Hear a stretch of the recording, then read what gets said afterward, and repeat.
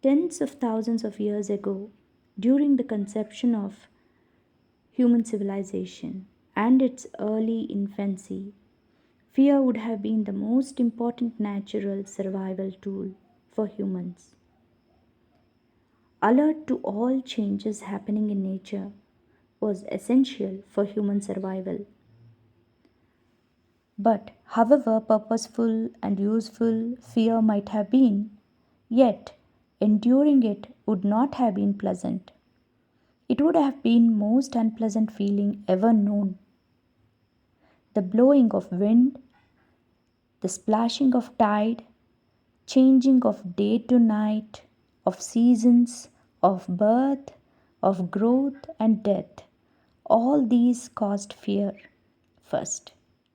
But gradually intellect built in understanding. However, the felt feeling had to be managed. Ways like praying to these events, praising the events, appreciating them, singing the praises, prayers, served the purpose of releasing the nerves, relaxing the nerves. Today, human civilization has grown leaps and bounds beyond recognition from its infancy. Still, fear operates in the same way. We can see our kids cling to us when there is thunder. My son had his first cold and running nose. He was so afraid something is happening to him and that something is coming out of his body that he cried. Understanding can be achieved through intellect, but one should not ignore the excitations of nerves and the body suffering. One should not forget to use simple tools and techniques to manage the instinctively felt fear that is deep ingrained into human system. Even a slight unattended Even a slight unattended anxiety can seem transformed as bigger, complicated emotions when situations bring in overwhelming variables into our lives.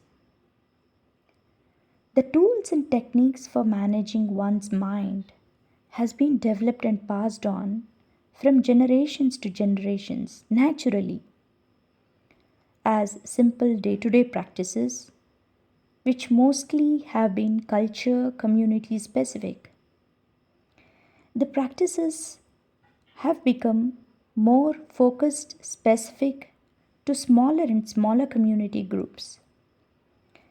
Naturally, since they are intended for individuals. Many of these have also become family specific. One can identify them as traditions, rituals, or practices. I remember when I was a small girl, first thing I wake up in the morning, I could hear chanting of my father in his Sandhya Vandanam. This would make me feel safe and right away give me a feeling that I am home. But when I visit others' place and make a stay overnight, the morning awakening without my father's chanting would fill me with fear and make me homesick. I also remember how we all used to feel so safe and happy singing shlokas and bhajans and songs during power outages. I also remember feeling loved and wanted every week when my mother gave me oil bath and ended the bath with my favorite bunch of blessings Sri Ram Raksha, Sri Hari Raksha, etc. I also often cherish this relaxing room of thought in my heart whose walls are painted with pictures of familiar ancient stories of divinity, bhakti, purity, and wisdom. I feel everyone should build this room of their own in their hearts.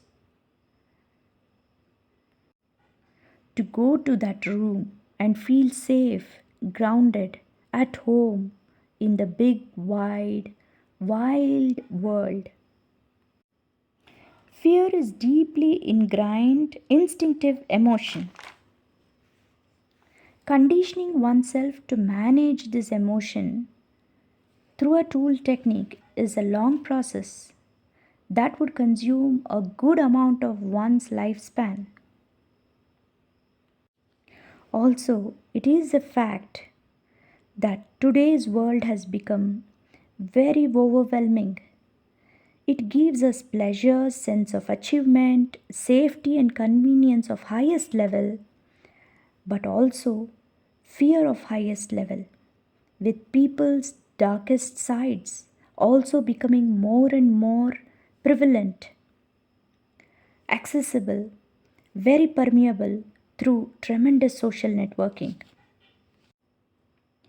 It's only smart to identify and nourish and pass on such tools and techniques already available that have come to us as community specific traditions, so our future generation spend their life more productively and take human civilization to the height of maturity and wisdom, and don't get pulled backward by getting bogged down under the unnecessary weight of having to discover solution, or even worse, getting defeated by problems.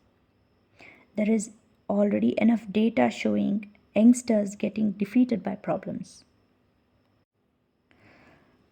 Also, it's a very difficult task that we have wandered off from our traditions now, but we have to make effort to identify aspects of our tradition which we can hold on and pass on for management of our own selves and sustenance of our civilization. Thank you.